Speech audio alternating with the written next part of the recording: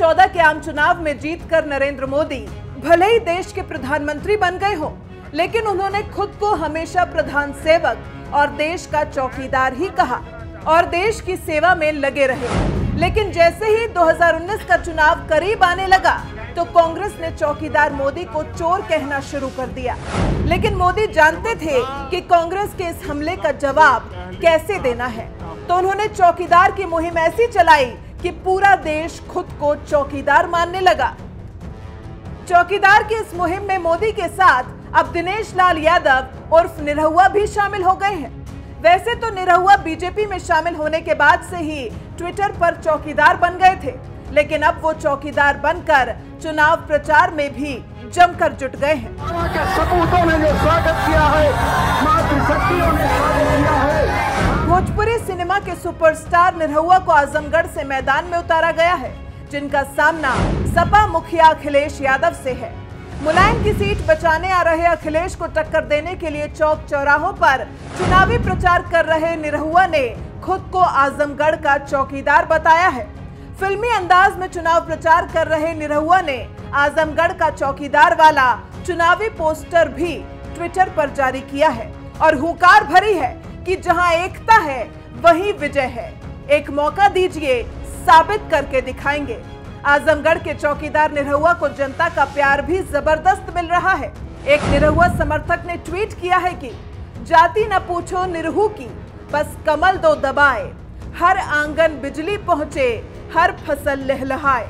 आजमगढ़ ज्यों का त्यों पर रही साइकिल दौड़, निरहू संग हो लीजिए जाति का बंधन तोड़। एक और ट्विटर यूजर ने लिखा है, आजमगढ़ करे पुकार, अब की बार निरहू हमार, कमल का बटन दबाएंगे, निरहू को जिताएंगे। एक और ट्विटर यूजर ने लिखा है कि अश्वमेध का घोड़ा है, योगी जी ने छोड़ा है, जिया हो निरहू। सुरेंद्र यादव नाम के एक ट्विटर यूजर ने मोदी और निरहुआ पर तंज कसते हुए ट्वीट किया है, चौकीदार ही चोर है निरहुआ।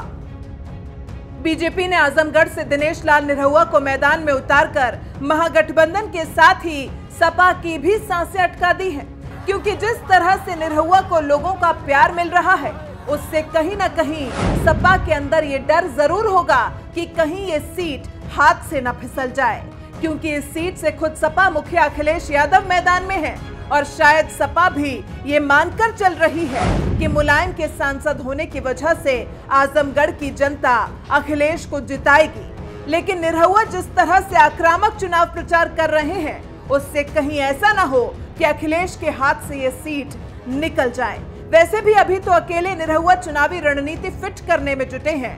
वैसे इस सीट पर 12 मई को चुनाव होना है।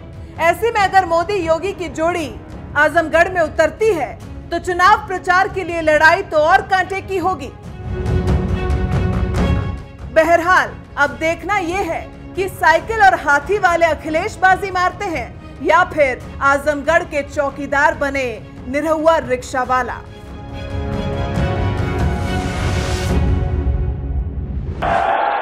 भाइयों बहनों, दुनिया में जब भारत की ताकत बढ़ेगी तब हमारा व्यापार कारोबार भी तो बढ़ेगा। मुरादाबाद के पीतल उद्योग, रामपुर का जरी उद्योग, संभल के हस्तशिल्प, इसके लिए अंतर्राष्ट्रीय बाजार अगर हिंदुस्तान में ताकत होगी तब बढ़ने वाला है। भारत की छवि एक मजबूत देश की होगी तो दुनिया हमसे व्यापार भी करेगी, दोस्ती भी रखेगी। जब दम होगा तभी अंतर्राष्ट्रीय जगत में भी हमारे हक में लोग फैसले लेने के तैयार होंगे। साथियों, आप बताइए, क्या देश को ताकतवर बनाने की सोच सपा बसपा ने कभी भी आपके सामने रखी है क्या? सपा बसपा ने हिंदुस्तान के लिए एक शब्द बोला है क्या? भारत को कहां ले जाना है वो बोला है क्या? क्या सपा बसपा ने देश को दमदार बनाने की कोई फॉर्मूला आपके सामने रखी है क्या? रखी है क्या? जिनको इसकी समझ ही नहीं है वो देश को दमदार बना सकते हैं क्या? जिनके एजेंडा में नहीं है वे कभी दुनिया में हिंदुस्तान का झंडा गाड़ सकते हैं क्या? क्या कांग्रेस और उसके दूसरे महामिलावटी साथियों ने कभी भी ऐसी सोच रखी है? भाइयों और बहनों, इन्होंने तो ऐसे लोगों को मैदान में उतारा है जिनको वंदे मातरम बोलने में भी परहेज है।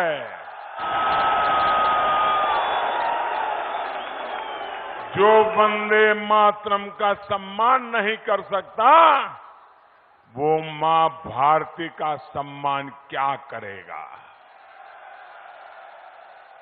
इनकी सोच सिर्फ एक ही है, एक ही कार्यक्रम, 1 पॉइंट एजेंडा। सुबह शाम दोपहर रात को यहां जाओ वहां जाओ जहां जाओ मोदी को गाली दो,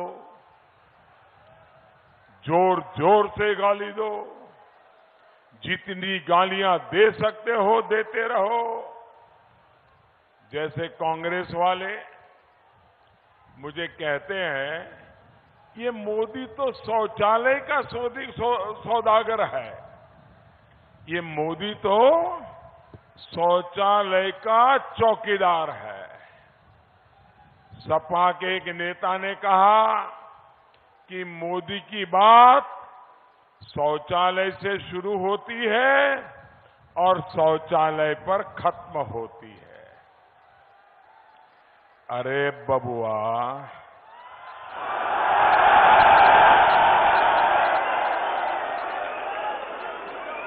शौचालय की चौकीदारी का महत्व क्या है ये आप नहीं समझ पाएंगे।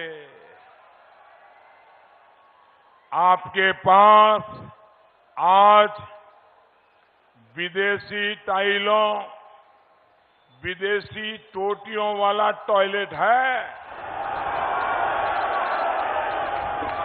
लेकिन उन करोड़ों बहन बेटियों से पूछो जिनको आपने अंधेरे का इंतजार करने के लिए मजबूर करके रखा था।